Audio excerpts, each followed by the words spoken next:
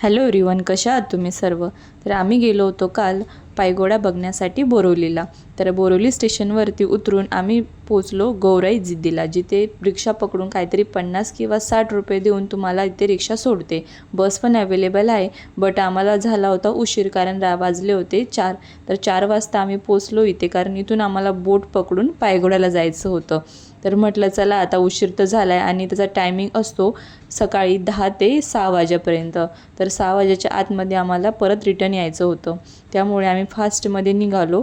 तिथे एवढा मस्त व्ह्यू होता, बट आम्हाला टाईम नव्हता तिथं थांबण्यासाठी, कारण जायचं होतं लवकर आणि यायचं पण होतं. म्हटलं आपलं जो टायमिंग आहे त्यामध्ये आपण सगळं बघून झालं पाहिजे होतं. एवढी घाई झाली होती मागे.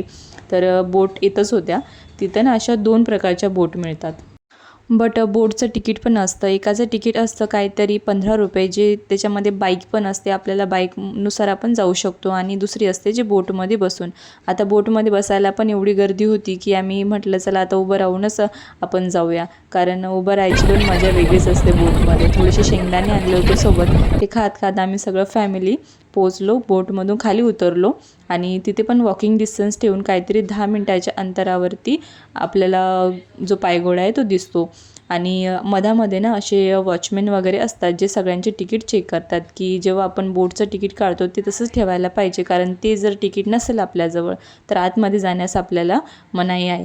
तर आमचं नशीब की आम्ही तिकीट सोबतच ठेवलं होतं. एवढे पाहुणे वगैरे होते सोबत, बट सगळ्यांचे तिकीट एकाच जणाजवळ होते. तसंच तुम्ही जर खूप लोक गेले तर सगळ्यांचे तिकीट एकाजवळच ठेवा, कारण की ते हरपणार पण नाही काय नाही. तर असं चालत चालत आम्ही गप्पा मारत निघालो. लवकर जायचं होतं म्हणून एवढं फास्ट निघालो ना की तिथलं सगळं जे आहे ते पण व्यवस्थित बघायला नाही भेटलं. बट तुम्ही जर जाल तर आरामात जा आणि सकाळी लवकर जाता, कारण की तिथे बघण्यासाठी खूप काय काय आहे आणि ते आपण मिस नाही केलं पाहिजे. आम्हाला घरून निघायलाच 12 वाजले होते. स्टेशनपर्यंत येण्यासाठी आम्हाला झाले 2 आणि नंतर इथं पोहोचण्यास झाली वाजले 4. तर आणि उरले होते आमच्याकडे 2 तास. म्हटलं त्या 2 तासामध्ये आपल्याला सगळं बघायला भेटलं पाहिजे. पायगोड्याच्या जेव्हा एंट्रीचा गेट असतो तिथे थोडेसे पाण्याची वगैरे सोय असते, बट तुम्ही तुमचं पाणी जे घरूनच घेऊन जावा, कारण बाहेरचं पाणी वगैरे तर एवढं काय मला आवडलं नाही तिथलं. बाकी तिथे असं खाण्यासाठी पण काही नव्हतं.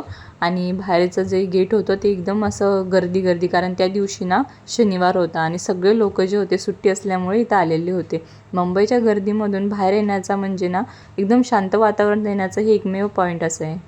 इथं आल्यावरती तर एकदम मन शांतच झालं. एवढं भारी वाटलं ना, सगळीकडं मस्त असं हिरवंगार आणि शांत होतं सगळं वातावरण. सगळे लोक आपापल्या याच्यामध्ये चाललं सगळे बघत होते. कोणीच कोणाशी म्हणजे असं गर्दी नव्हती ना, काय जास्त हे होतं. एवढे सारे लोक होते पण काहीच वाटलं नाही, एकदम शांत वातावरण वाटलं. आतमध्ये जाताच थोडीशी चेकिंग होते, कारण तिथे ना धूम्रपान वगैरे काहीच चालत नाही आणि आपण काही घेऊन पण जायचं नाही सोबत तसलं काय. तर आतमध्ये चढत असताना अशा पायऱ्या वगैरे आहेत. समोरच्या साईडला इकडे एक मोठाच एक ढोल आणि एक हे असते वाजवण्यासाठी, जिथे जाऊन आपण वाजवू शकतो. प्रत्येकजण जाते आणि वाजून येते. आता वरती गेल्यावरती मेडिटेशन डोम आहे, जिथे बसून 8,000पेक्षा जास्त स्टुडंट हे मेडिटेशन करू शकतात. एवढं भारी बनवलेलं आहे ना. बाहेर आल्यावरती हे अशोक चक्र आम्हाला दिसलं, ते पण एवढं भारी होतं. असं हवेनुसार ते फिरत होतं. एका साईडला इकडे थोडेसे झरणा टाईप बनवलं होतं, तिथे जाऊन लोक फोटो वगैरे काढत होते. आम्ही आता शिरलो गार्डनमध्ये. आता गार्डनमध्ये बसण्यासाठी पण छान होतं, बेंच वगैरे ठेवलेले, कुठल्याच प्रकारचं तिथे कचरा वगैरे काहीच नाही आहे. नारळाचे झाडं तर खूपच सारे होते तिथे. तर आम्हाला जायचं होतं नेक्स्ट पॉईंट बघण्यासाठी. ती होती गौतम बुद्धांची भव्य अशी मूर्ती. तर सगळे बोलायला लागले चला आपण आधी ती बघून घेऊया. आणि आता सूर्य पण मावळला होता. म्हटलं आता काय करावं, आपल्याला पटापट तर बघायचं आहे, त्यासाठी थोडंसं पाय उचलून चालायला पाहिजे. आणि आम्ही खाली येण्यासाठी पण राईट साईड शोधत होतो. तिथे बघण्यासाठी एवढे ठिकाण आहेत ना की कन्फ्यूज होऊन जाते की कुठल्या रस्त्याने जायचं आणि कुठल्या रस्त्याने रिटर्न यायचं. तर अशी गौतम बुद्धांची मूर्ती आम्हाला अखेर सापडली. एवढी भारी मूर्ती आहे ही. सगळ्यात जास्त हीच मूर्ती मला इथली आवडली.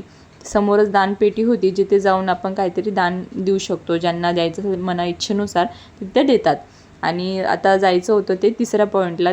तिथे गेल्यावरती असे 25 पॉईंट आहेत, तिथे तुम्ही बघू शकता. असं पोस्टर वगैरे लागलेले असतात, जिथे जाऊन आपण म्हणजे वाचू शकतो की इकडे काय आहे आणि तिकडे काय आहे. तर इकडे होता एक हॉल, जिथे गौतम बुद्धांचे सगळे पिक्चर्स वगैरे लागलेले होते. म्हणजेच त्यांचे लहानपणापासून जे मोठ्यापणीच्या ज्या पण घडामोडी, म्हणजे ज्याचं त्यांचा इतिहास आहे ना, तिथे दाखवला होता. तर तो बघण्यासाठी आम्ही आतमध्ये गेलो, बट तिथे काय असं व्हिडिओज कॅमेरा वगैरे काही अलाउड नव्हतं. तर आम्ही थोडं थोडं तर काढलं गेलं, बाकी पूर्ण व्ह्यू तर नाही घेतला गेला आम्हाला तिथला. आणि हा आहे चित्रपटगृह, जिथे ना पायगोळ्याची स्थापना कशी झाली आहे ते सांगितलं आहे. तर हा पण इथे पण काही कॅमेरा वगैरे नव्हता, त्यामुळे आम्हाला काही व्हिडिओ काढायला भेटला नाही. मी चालले घरी, फिरलोय आणि टाइम पण खूप झालाय. आता आम्हाला घरी जायला खूप उशीर होईल. तर चला बाय, भेटूया नेक्स्ट ब्लॉगमध्ये.